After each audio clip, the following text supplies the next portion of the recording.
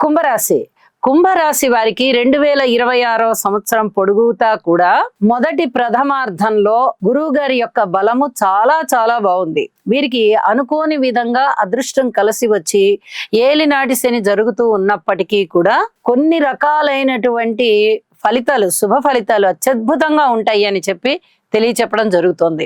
పంచమ స్థానంలో ఉన్నటువంటి గురువు గారు నవమ దృష్టి చేత రాశిని చూస్తున్నారు.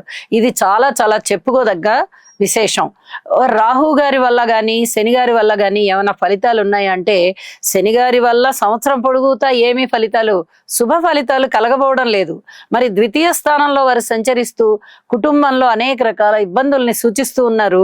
రాశిలో ఉన్న రాహువు కూడా అలాగే సూచిస్తూ ఉన్నారు. ఇక కేతువు గారి యొక్క పరిస్థితి కూడా సప్తమ స్థానంలో అలాగే ఉంది. భార్యాభర్తల్ని విడగొట్టడం గాని, అన్యోన్యత తగ్గించడం గాని, ఏ ఇద్దరు వ్యక్తుల మధ్య ప్రేమాభిమానాలు ఉన్నా కూడా వారిని కూడా కొంత వ్యతిరేకం చేసేటట్టుగా చేయడం గాని, అయ్యే పనులు ఆగిపోవడం గాని, అనారోగ్య సూచనలు గాని, పబ్లిక్ రిలేషన్స్ లో ఏదైనా నిందలు పడడం గాని, ఏ పని ముందరికి వెళ్లకుండా ఆటంకాలు పడడం గాని, ఇలాంటివన్నీ రాహుకేతువులు ఇక్కడ రాశిలోనూ సప్తమంలోనూ సూచిస్తూ ఉన్నారు. అయితే ఇక్కడ మీరు దుర్గా అమ్మవారికి పూజ చెయ్యండి. ఇది చాలా చెప్పదగ్గ సూచన.